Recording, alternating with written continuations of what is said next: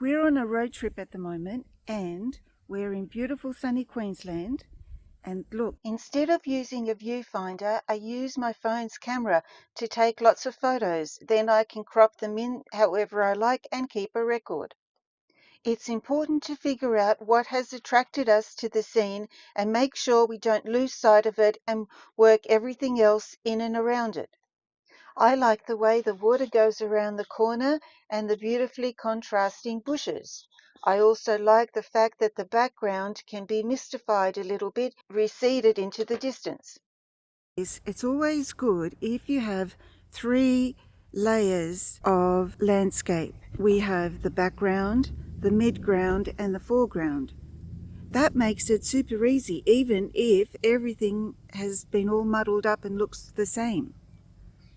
So we could make the background really misty and light and have those big trees the darkest, and we can have the foreground less obvious. I'll show you an easy way of doing the water, and no doubt we're going to have some mistakes along the way, and then all we'll do is just fix them. So let's get going. So let me show you what I have here. I have my easel, and the size of my paper is a little bit larger than an eighth of a sheet, but it's about a 9 by 11. Then I have a tray that slips onto the tripod, just like this, and sits there very comfortably. Then I have a jar of water, a sponge to wipe my brush on, a pocket full of tissues, and my paints. I have my brushes. I feel like I have too many brushes with me on this occasion, but gosh, it's so hard to decide which ones to take. But I think today I will be using a 1/2 inch flat brush, and I like using this Japanese sumi brush. It holds a lot of water, it splays nicely, it's really good for foliage and can thin out to do thin strokes. But I do believe I will need my rigger brush. Let's see how that goes with these 3 brushes today. Then I have my pencil, and let's sketch in the scene. So let's have a look at making a little tonal value sketch to start with. Again, the creek will be in here, and I like beautiful bush here beside the creek, and those tall trees are all going to be dark. Of course, with a little bit of sunlight in there. Then we have the log across the water and the dark trees on this side that go up the hill a little bit.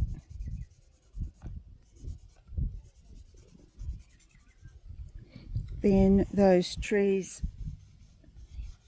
have trunks and branches. Then there's the light grass in the background, and the little house that's up there, or little shed of sorts. But then this background area can be lighter because it's in the distance, and it really helps with the perspective. And next to the little house, we can have a medium color that will separate the house and that. But then, of course, all this here, all these trees are much darker. So what we have here is we have the background, the dark midground, and we're going to make this foreground all quite simple and without any detail. So there's the dark of that central bush there. Then we have the light. This is like a medium color. This is light, but it's all going to just fade out. And we'll do the water in a simple type of way, and that'll be okay. Now I've sketched this out on the paper already. I've got my paints and I'm wetting them down. I bought this palette, but I'm not too keen on it because, well, not for plein air anyway, because if this is slanted in any which way, all the colours run together, which I don't like. But as always, we just have to make the most of it. Alright, so now what I'm going to do is firstly mix the colours that I need for the first layer. And I will use my Sumi brush, and I'm going to add some water to my palette, and with some lavender and a little bit of cobalt blue. That'll be my sky and initial watercolor.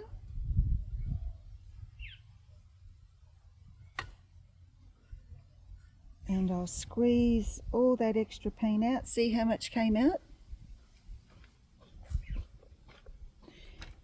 And those lovely colors of the yellows and greens, I'm going to mix up about 3 different shades. So I'm putting some water on this side, and here's a little bit of nickel Azo Yellow, which is very, very bright. And to that I'll add just a little bit of ultramarine like this to the side of it, so that I've got both colors going. And then some nickel Titanate Yellow, which is a lighter version.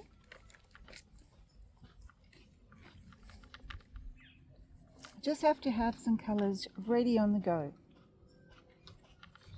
The more prepared you are, the better it is.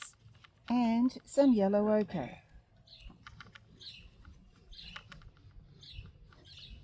I'm taking my blue and putting it up into the sky area.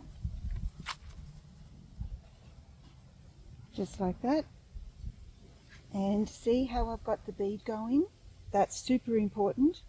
My paper at the moment is also very slanted so that you can see better, but it does also help the bead. For now, I'm going to take the sky color down like this. Whoops, I've missed the house already, see? So what I can do there, having missed something already, I will just take a tissue out of my pocket, wipe it like that, and come around the house, the roof. Now don't worry about any of these types of drips, it just doesn't matter. When we have the bead going, it's really good because the bead will wait for us for a few minutes. I'm going to add some of the light colors to here, some yellows and greens, and coming down the hill here. Here in the distance, right there.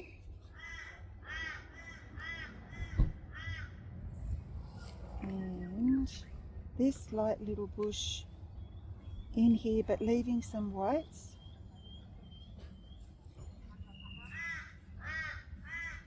But I'm just going to go over those ones with the blue. These are in the shadow anyway, so being blue really won't matter. And we can add the water in.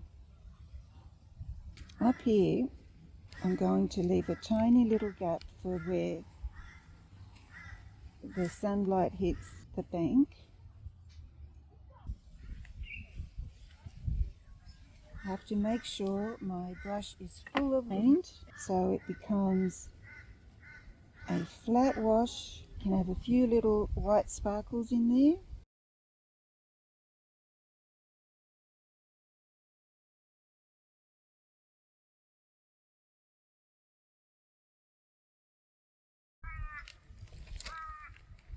and add a little bit in there just to move the colours along a bit. I decided to diffuse the sunny white area by cross-hatching with my brush. That just left little white dots in there. And now it'll be time, before I let it dry, I will rub out some of this because that needs to be lighter in there. So let's just leave it. Okay, let's try and make this nice and easy, or easier than it has to be. You can barely see the lines underneath, so I think we should emphasize these. This is the bush of the taller tree.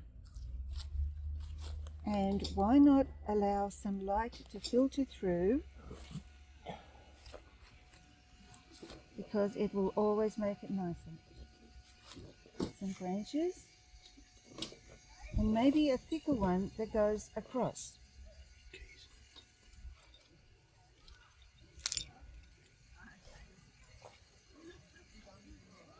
This will lead the eye around the picture. I've laid in some extra lines to remind me where the trees are, and now we're going to paint one section at a time. That'll keep it easy. So let's focus now first on the misty section behind the trees. And again, I'm going for some lavender and a little bit of yellow ochre. It makes a bit of a grey colour. Everything changes all the time.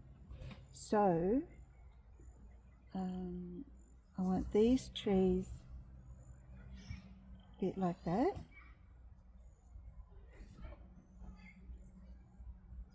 And this grey is going to come around the little shed, but we need to not make it a straight line there, so I'm splaying out the sumi brush.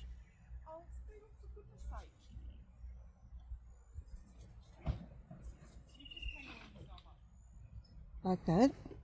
And then with the straight edge of the sumi brush, I can add in some tree trunks and branches or whatnot, and with the two colours joining together, I mean the same colour, it just makes it look very distant.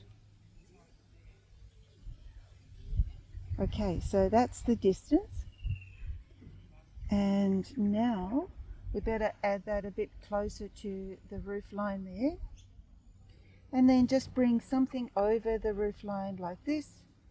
Then we don't have to worry about the house too much. Now we can come in with a darker green, so we're working our way down the picture. In fact, I'm going to change it a little bit just for the sake of the composition, and I'm going to make this come down on an angle a little bit like that. Okay, just sometimes angled lines are just simply better than straight lines. In my pocket I have a little bit of glad wrap.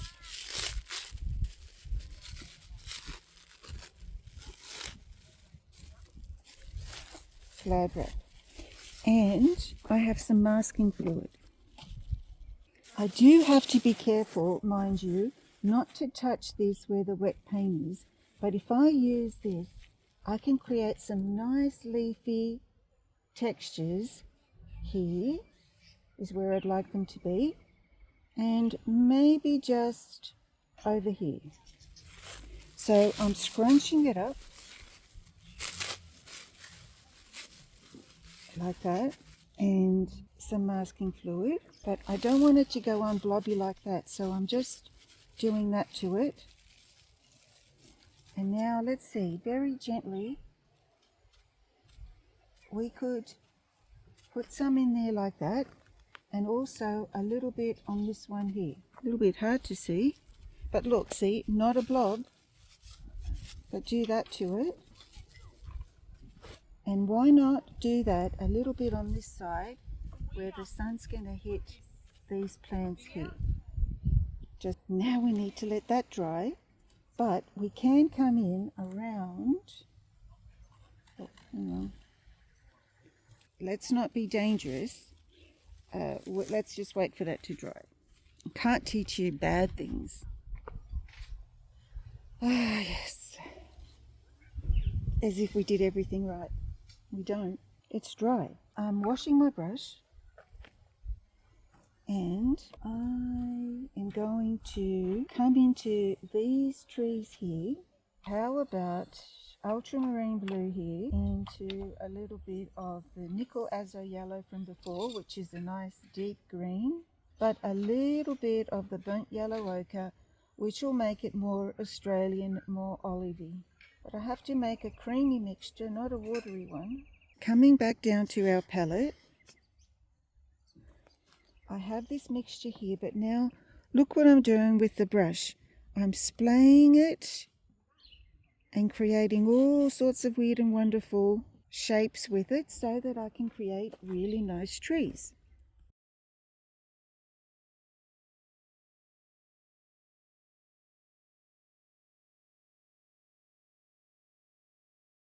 I'm going to make it thinnish so that I can pull a few tree trunks through, and if it doesn't want to do the job, I'll take my rigger. I'm doing it with the same color because often you look at trees in the distance. When you look at trees at a distance, the branches and foliage are often the same color, and even if they're not, painting them that way just makes it more believable and easier. Because of the sunlight in the back, a little bit of yellow.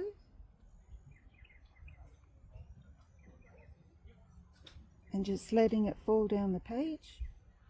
And then later on we can come in with some real darks.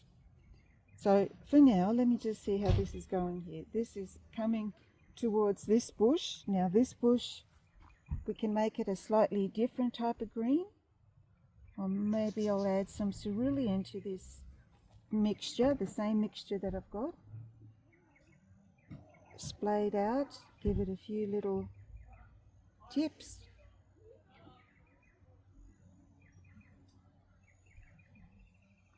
And I'll make it darker down the bottom.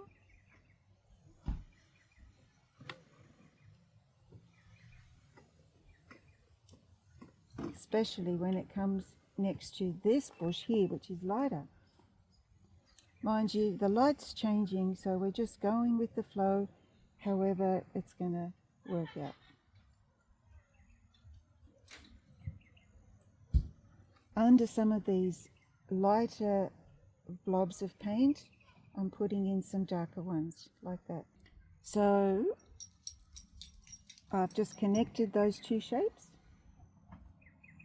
and no doubt the bush would be darker on that side, so I'm adding some of these to it. As this reflects in the water, why don't we just pull a few lines down like so, and then get a water sprayer and just spray it. And just leave it for now. Some of these shadows, because this is shadowed and it comes down the hill, let's just pull that down again with the same colour that we have. That ties it all together. Let's go over to the other side. Again, I'm going to make, well, a different green.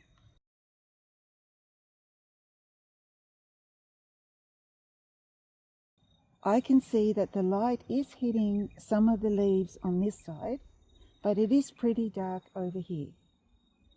And I'm going to start like that because that in there is a little bit lighter.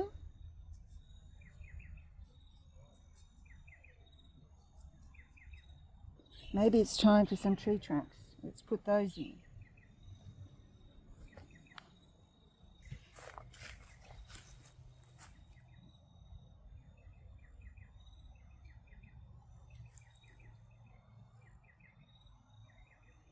I like them with the same colour. I mean, you can always drop a little bit of extra colour into it.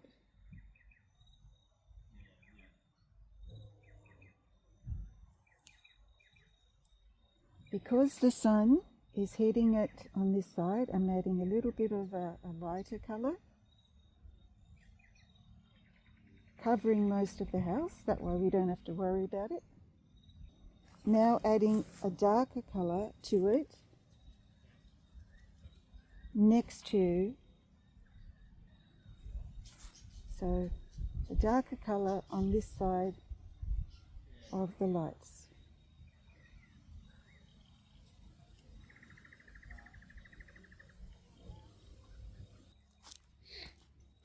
And now, why not come down here like this, do the same thing, and just do that. The scenery has changed, so the light has changed, so I just have to go with the flow and put dark colours next to light ones, maybe warm colours next to cool ones. Working our way forward, let's add a little bit of quinacridone sienna and a little bit of yellow to the bush in front of the round dark one. And then we can pull down a reflection and give it a little spray.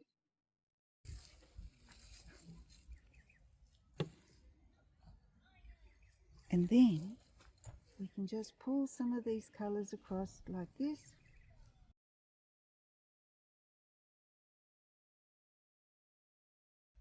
Join some of these shapes up just like that. It's kind of, you barely notice, but your brain notices. I'm going to let that dry simply because I would like to take away the masking fluid and see what it's done. So I'll be back. One thing we can do is just extend a little bit of this shadow, or not shadow, reflection underneath like that. And once again, just give it a little spray. Put the log in. So I'm taking a little bit of burnt yellow ochre with a little bit of the greeny blue that I have mixed in the palette. It's a creamy consistency, and I'm going to go over the log here like this, but leaving a white area on top.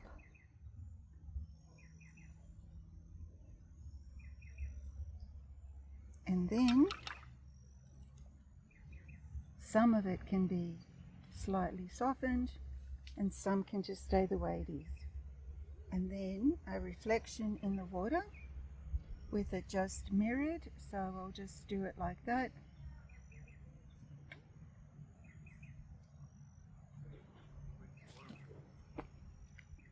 Make it a little bit and some dotted lines through there suggesting that it's not finished yet.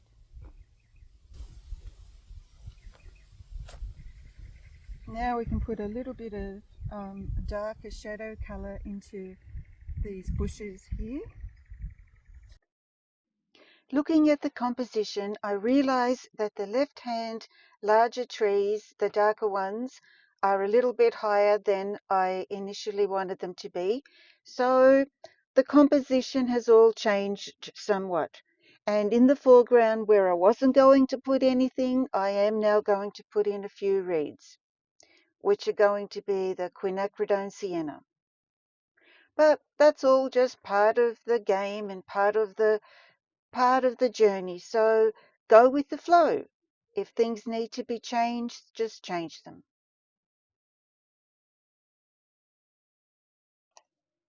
I'm going to speed it up now, ×2, and invite you on the journey to see how it all ends up.